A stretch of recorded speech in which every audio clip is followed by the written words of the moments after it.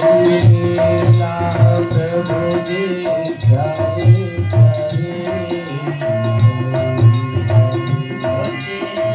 लीला प्रभु जी प्यारी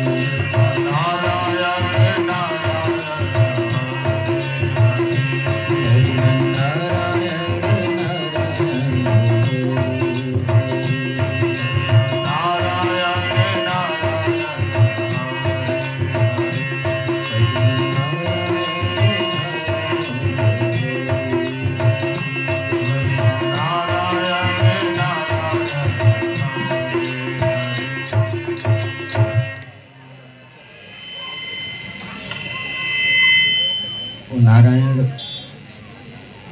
जो कण कण में रहते हैं वही शरीर धारण करके आते हैं,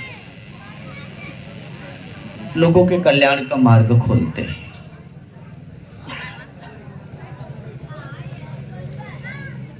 नारद जी पहुंचे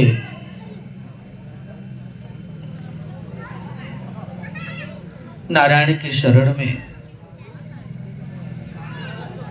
और चरणामृत दिया। चरणामृत का पान करते ही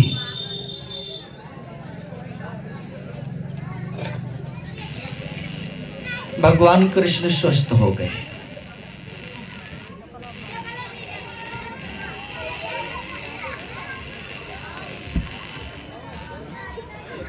पूरा संसार भगवान की शरण को प्राप्त करता है और भगवान भक्त के चरणों का अमृत पीते हैं।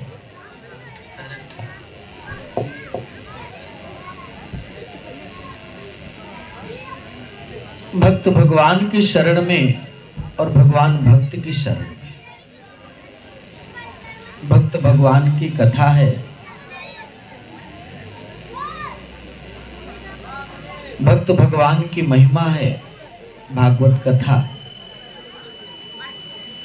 भगवान श्री कृष्ण ने देखा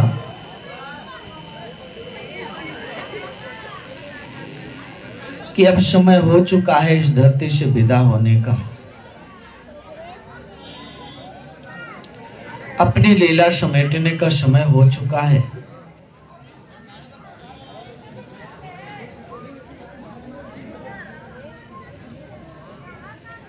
भगवान कृष्ण निकल पड़े।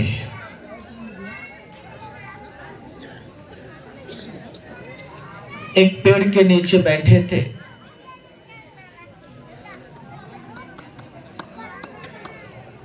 बलराम जी को निर्देश कर दिया था पहले, क्योंकि यदुकुल के जितने भी लोग थे सब अपनी मर्यादा को भूल करके काम कर रहे थे। संतों का अपमान करना जब मनुष्य के मन का स्वभाव हो जाए, जब लोगों के भाव में यही बन जाए, तो संत के आशीर्वाद ने श्राप को ही प्राप्त करते हैं लोग। और श्राप दिया संतों ने, क्योंकि संतों का अपमान किया। जाम्बवती के पुत्र शांब ने भगवान कृष्ण के पुत्र पेट में कपड़ा बांध करके जाकर के संत से कहने लगे कि जो उदर में पल रहा है, गर्भ में नारी का वस्त्र धारण कर लिया था। और संत से कहा कि आप तो सब कुछ जानते हैं, आप बताइए कि लड़का होगा कि लड़की।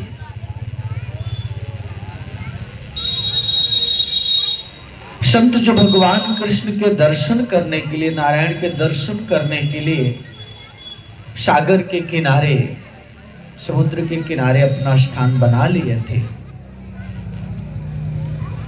कि प्रभु के दर्शन होंगे, मनोहर छवि का दर्शन करेंगे और अपनी आत्मा का कल्याण करेंगे। वहां पे यदुवंश के लोगों ने अपमान किया तो संत से रहा नहीं गया, क्रोध हुआ। क्रोध में आकर के उन्होंने श्राप दे दिया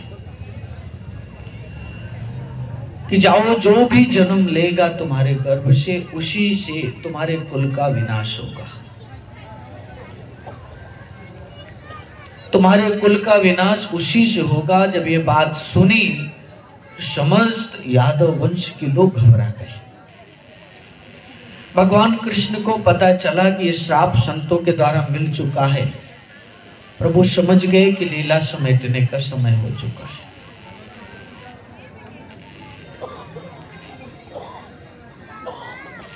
और चतुराई की, पेट में कपड़ा बांध रखा था, मूसल बांध रखा था, उसको पीस करके समुद्र में डाल दिया कि हम ना मरे, बच जाए।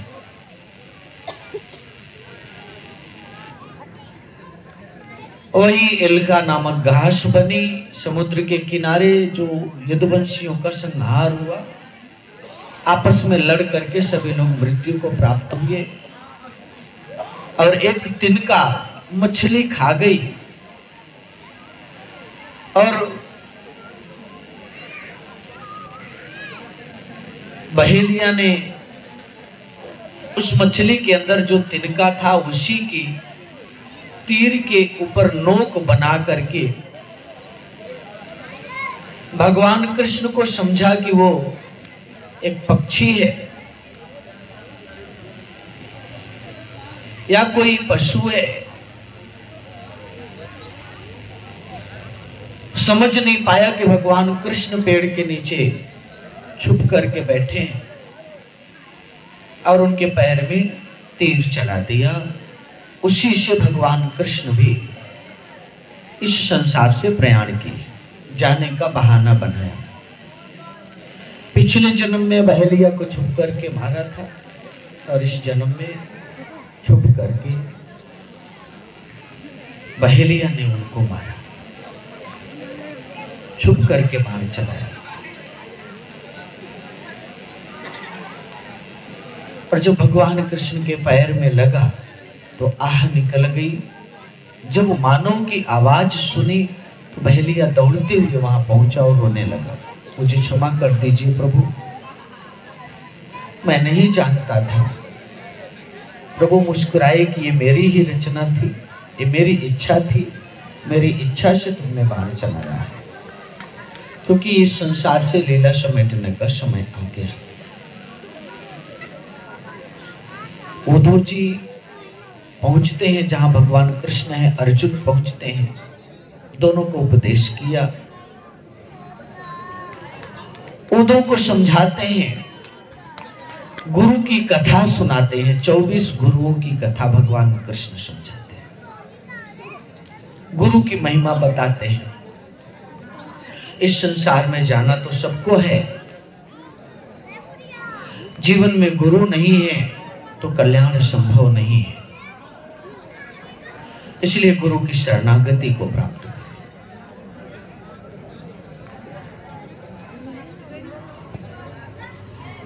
जिसने जीवन में गुरु की प्राप्ति नहीं की, उसके जीवन का कल्याण संभव नहीं। भगवान श्री कृष्ण उद्धव को कथा सुनाते हैं कि महाराज यदु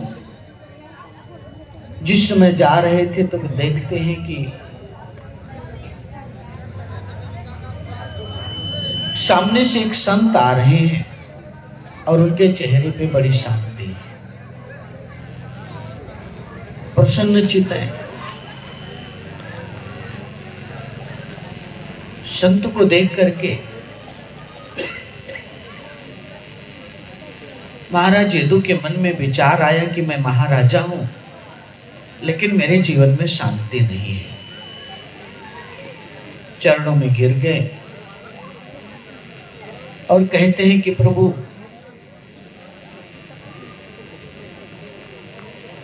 मेरे पास धन है, व्यवस्थाएं हैं, सुविधाएं हैं, साधन है, लेकिन सुख शांति नहीं है। आपके हाथ में केवल कमंडल है, बाहरी कोई व्यवस्था दिखाई नहीं देती, लेकिन आप बहुत शांत हैं। कारण क्या है?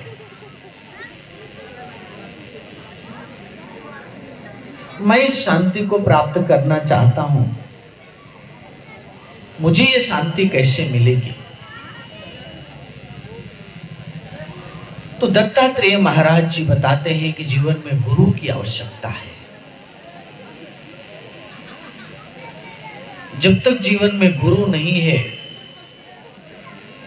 कोई भी मनुष्य शांति को, स्थिरता को प्राप्त नहीं कर सकता। गुरु कृपा से ही सब संभव है।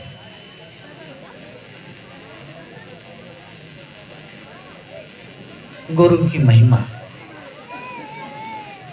यही है कि अशांत जीव को वो मार्ग प्रदान करते हैं, जिससे जीवात्मा शांत हो जाती है, शांति का मार्ग प्रदान करते हैं। दत्तात्रेय जी कहते हैं कि मैंने 24 गुरु बदले। हमारे भी आसपास गुरु होते हैं, हमारे भी जीवन में तरह तरह की परिस्थितियां आती हैं, और हमारे जीवन में अगर संत नहीं है, गुरु नहीं है, तो हमारे जीवन का कल्याण संभव नहीं है। गुरु बनाया उन्होंने, अजगर को भी गुरु बना लिया, पक्षी को भी गुरु बनाया, कबूतर को, कुंवारी कन्या को भी गुरु बनाया, मिट्टी को, धरती को भी गुरु बनाया, वेश्या को भी गुरु बनाया।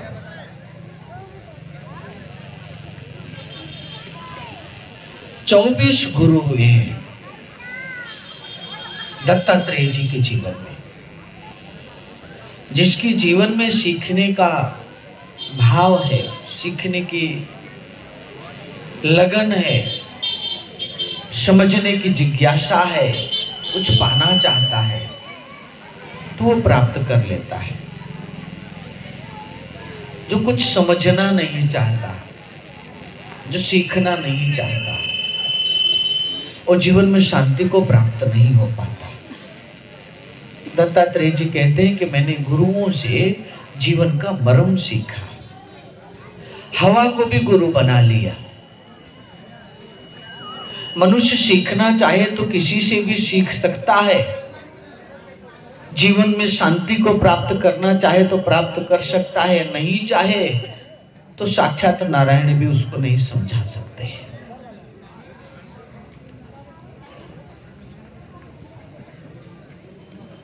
मूर्ख हृदय ने चेतई, चाहे सतगुरु मिले विरंच सम। मूर्ख कभी समझता ही नहीं, समझ भी नहीं सकता। अज्ञानता ने जो अपना पर्दा, अपना प्रभाव बनाया हुआ है।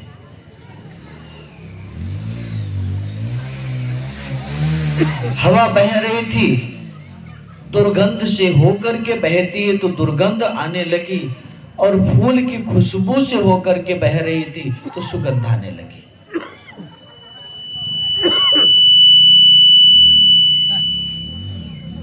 जब ये अनुभव किया तो दत्तात्रेय जी कहते हैं कि हवा में ना तो दुर्गंध है ना ही सुगंध है, परिस्थिति बस उसका रूप बदल जाता है। ठीक ऐसे ही मानव का जीवन है।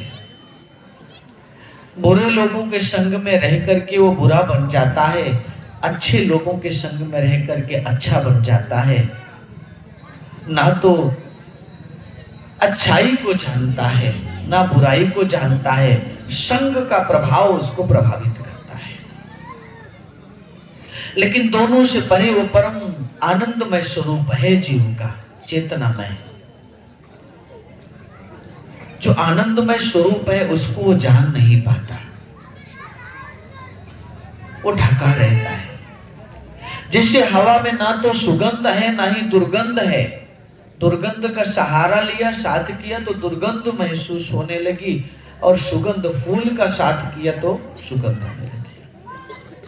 उन्होंने कहा कि ठीक यही मनुष्य का गुण होना चाहिए, अच्छे लोगों के संग में रहे तो अच्छे लोगों से प्रभावित ना हो, और बुरे लोगों में रहे तो बुरे से प्रभावित ना हो। चल रे दुनिया अपनी धुन पर आए, धुन का पाप ना पुण्य, अपने धुन में रहे, अपने स्वरूप को ना खोए। इसलिए हवा को गुरु बना दिया। एक स्त्री कुंवारी कन्या थी, उसको गुरु बना लिया। उसके विवाह होने वाले थे और उसको देखने वाले उसको देखने के लिए आते हैं, तो घर में कोई नहीं था उस समय। घर में एक भी व्यक्ति नहीं, सब लोग काम से बाहर हैं, और वह लड़की, वो युवती, वो बच्ची घर में अकेले। ससुराल पक्ष से कई लोग आ गए।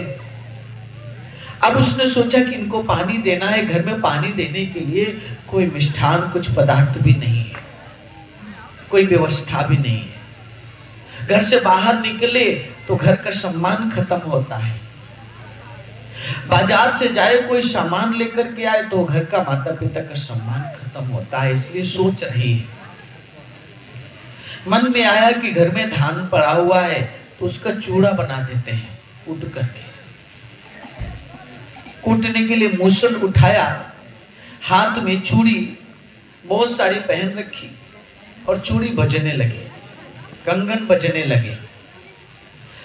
एक एक करके कंगन उतारती चली गई। जब एक कंगन रह गया तो नहीं उतारी, क्योंकि बाहर बैठे हुए लोगों को यह ना पता चले कि घर में वो काम कर रहे हैं। घर की मर्यादा को संभालना कैसे है, जीवन को संभालना कैसे, इसकी समझ मनुष्य को किसी से आ सकती है। और जिसने सोच रखा है कि हम नहीं सुधरेंगे तो ब्रह्मा भी नहीं सुधार सकते। जो सुधरना चाहता है, जो समझना चाहता है, जो कुछ अच्छा करना चाहता है, वो सीख लेता है। उसके लिए गुरु की आवश्यकता है। जो प्रायश्चित करना चाहता है, जो दुर्गुणों से निकलना चाहता है, उसके लिए गुरु की आवश्यकता है। गुरु किसी को भी माना जा सकता है,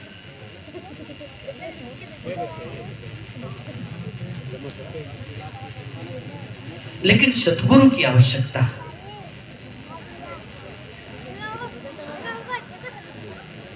अनेक गुरु हैं आपके जीवन में जो आपका मार्गदर्शन करते हैं।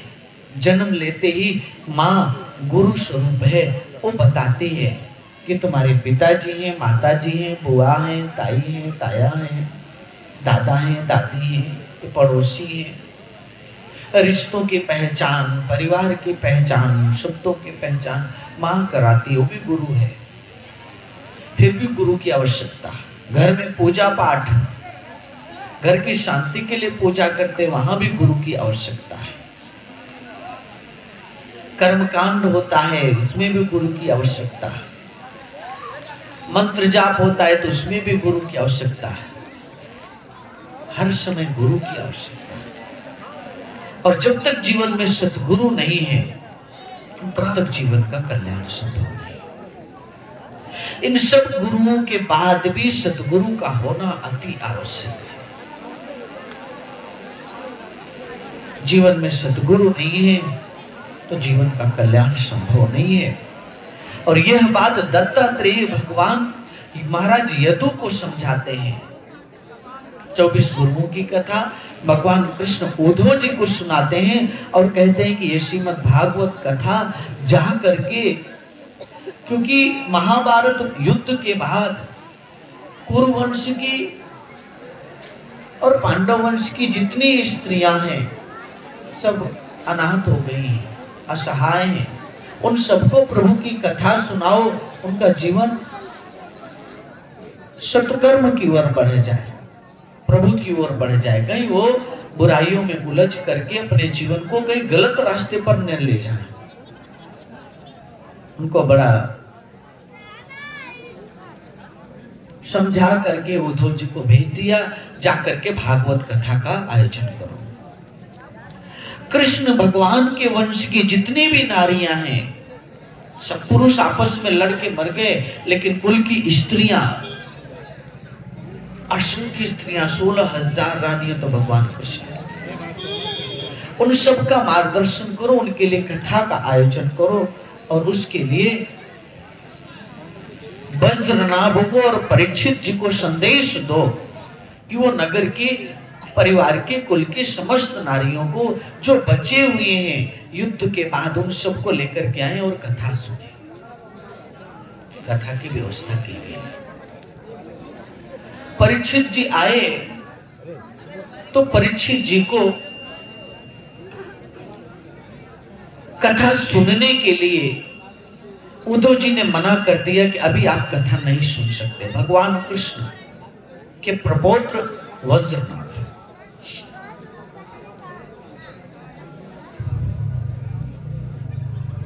और पांडवों के वंश के परीक्षित जी अपने कुल के सभी परिवार के सभी लोगों को संगठित करके गोवर्धन पर्वत पर पहुंच गए कथा सुनने के लिए।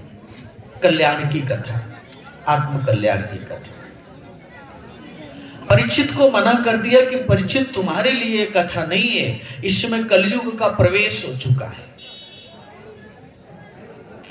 अब कलयुग का ही प्रभाव है। भंडारे के नाम पर भीड़ इतनी इकट्ठा हो गई, कथा के नाम पर किसी के पास समय नहीं। ये प्रभाव ही है। पेट इतना भारी हो गया है, कई जन्मों तक पशु बन करके पक्षी बन करके रेंगना पड़ता है, तब कोई भोजन नहीं देता। उस समय की चिंता नहीं है, लेकिन इस पेट की चिंता, भंडारा हो तो दुनिया इकट्ठी, लेकिन आत्म कल्याण की चिंता किसी को नहीं है। कलयुग का प्रभाव। और लोग अपने मन में धन को, अन्न को, व्यवस्थाओं को बसा करके रखे हैं। भाई जिंदगी सबकी है, उसी में कुछ पुण्य आत्माएं होती हैं जिनके लिए श्रीमद् भागवत कथा का आयोजन किया जाता है। परीक्षित को कहा कि तुम्हारे लिए विशेष कथा आयोजित होगी, तुम जा करके कलयुग को रोको। और 30 साल तक कलयुग का प्रवेश नहीं होने दिया परीक्षित जी ने। 30 साल तक। और 30 साल के बाद एक दिन जरासंध का मुकुट पहन लिया और उसका प्रभाव ऐसा था, स्वर्ण मुकुट धारण किया, रत्न जड़ित मुकुट धारण किया। प्रभाव ऐसा बना कि संत का अपमान कर दिया। संत के गले में भरा हुआ संत। भगवान कृष्ण के कुल का भी संहार हुआ संतों के अपमान से, और परीक्षित का भी जीवन बिगड़ रहा है संतों के अपमान से। लेकिन परीक्षित चतुर है, भगवान भक्त है, इसलिए संतों की शरण में जाता है, संतों से प्रार्थना करता है। 32 साल के बाद, 30 साल के बाद उसके लिए भागवत कथा का आयोजन किया। और 32 साल तक, 30 साल तक जितने साधु सन्यासी थे जो कथा से वंचित रह गए थे, वो इंतजार कर रहे थे श्रीमद् भागवत कथा सुनने के लिए। ऐसी तड़प होनी चाहिए। और प्रभु की पावन कथा का इंतजार किया। जितने भी ऋषि मुनि मुनिजन सहस्र 88,000 साधु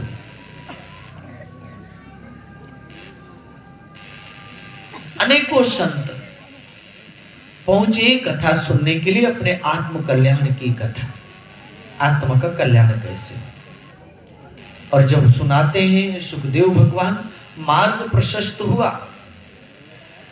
कृष्ण के परलोक गमन की बात बताई कि कृष्ण भगवान अपनी लीला को समेट करके जाना उनको भी है। पूर्व जन्म में एक कर्म हुआ था, छुप करके बाली को मारा था, इसलिए बाली ने छुप करके उनका संहार, उनके पैरों में बाण चलाया। और कर्म का परिणाम भोगना पड़ता है। भगवान कृष्ण समझाते हुए इस शरीर से देखते ही देखते एक परम ज्योति, एक परम प्रकाश प्रकट हुआ और शरीर में से निकलते हुए परम धाम को प्रभु चले गए। ये कथा सुनाने के बाद पूछते हैं परीक्षित से कि परीक्षित, इतने समय तक कथा सुने और कुछ मन में प्रश्न हो तो पूछो, कुछ जानकारी चाहिए तो बताओ, और कुछ ना समझ में आया हो तो बताओ। तो परीक्षित ने एक ही बात कहा कि हे प्रभु, हे गुरुदेव, पूरी कथा में बार बार आपने तत्व ज्ञान की चर्चा की, ब्रह्म ज्ञान की चर्चा की, आत्म दर्शन की चर्चा की, भगवत प्राप्ति की चर्चा की। हमें भगवत प्राप्ति कैसे हो, हमें आत्म दर्शन कैसे हो, मार्ग बताइए। जब ये भावना उनकी बनी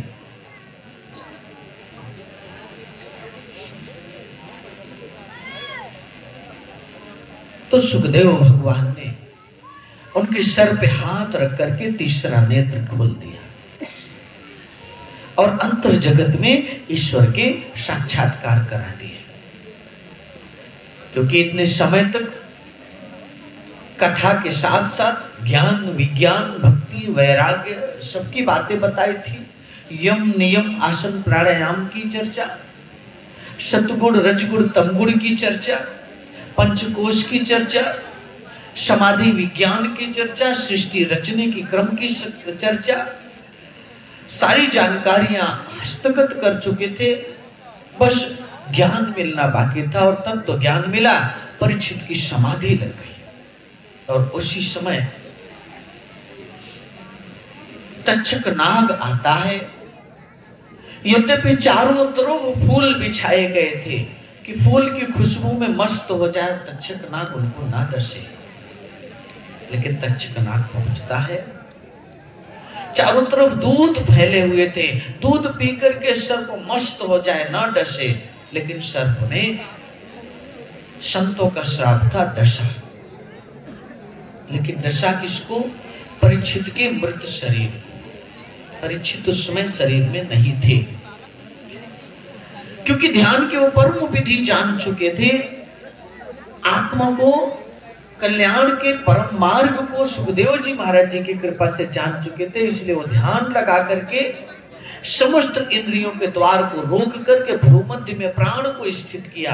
अपने समस्त प्राणों को अंतर में ले जा करके मुख्य प्राण में, प्राण, अपान, समान, व्यान, उदान, कूर्म, घृति, धनंजय, देवदत्त, ये अनेक वायुओं को, प्राण वायुओं को, प्राण वायु, समान वायु, व्यान वायु को, सबको प्राण में स्थित किया, भ्रूमध्य में स्थित करके सहस्रार में स्थित किया और वहां से इस शरीर से बाहर निकल गए।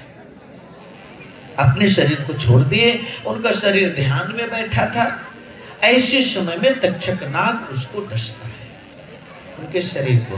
शरीर में तो थे नहीं, उनके लिए जब वो शरीर से बाहर निकले, उनके लिए विमान आया, ढोल मजीरे नगाड़े बजने लगे, चौओर दुंदुभियां बजने लगी और देखते ही देखते परीक्षित जी उस विमान पर सुशोभित हो गए और प्रभु के परम धाम की ओर चल पड़े।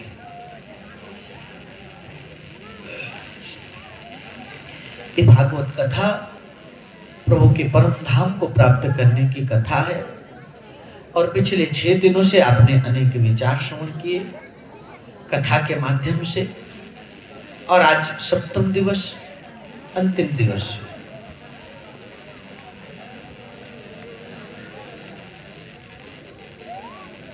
ये जीवन मिला है आत्म कल्याण के लिए। यही भावना लेकर के गुरु भाई नगीना जी ने प्रयास किया, जन जन तक संदेश दिया।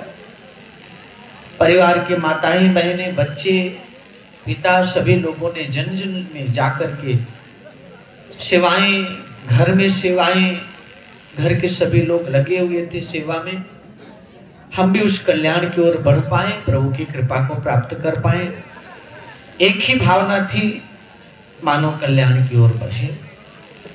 इसी भाव को लेकर के परम पूज्य गुरुदेव श्री आशुतोष महाराज जी की असीम कृपा, हमें सेवा का अवसर मिला आपके नगर में आने का। प्रभु की पावन कथा श्रवण कराने का सेवा प्रभु ने दिया। हमारे अंदर कोई गुण नहीं है, प्रभु की असीम कृपा है कि आपके समक्ष हम कुछ कह पाए। श्रीमद् भागवत महापुराण की कथा, मोक्ष प्रदायिनी कथा, जगत के कल्याण की कथा। जब तक सृष्टि रहेगी आत्म कल्याण का मार्ग यूं ही चलता रहेगा। परम पूज्य गुरुदेव की कृपा से हमने आत्म दर्शन को प्राप्त किया है। उस आत्म ज्योति का दर्शन गुरुदेव की कृपा से अंतर में अनुभव किया और उसी की कथा आप सबके बीच में रखी गई कि आप भी अपने आत्म कल्याण की ओर बढ़ें, अपने जीवन का कल्याण करें। जिन जिन लोगों ने इस कार्यक्रम के निमित्त अपने सहयोग दिए, सेवाएं की, जिस तरह से भी सभी के लिए प्रभु से प्रार्थना करते हुए सर्वे भवन्तु सुखिनः, सर्वे सन्तु निरामयाः, सर्वे भद्राणि पश्यन्तु मा कश्चित् दुःखभाग् भवेत्। सभी सुखी हों, सभी निरोग हों और सभी अपने आत्म कल्याण को प्राप्त करें।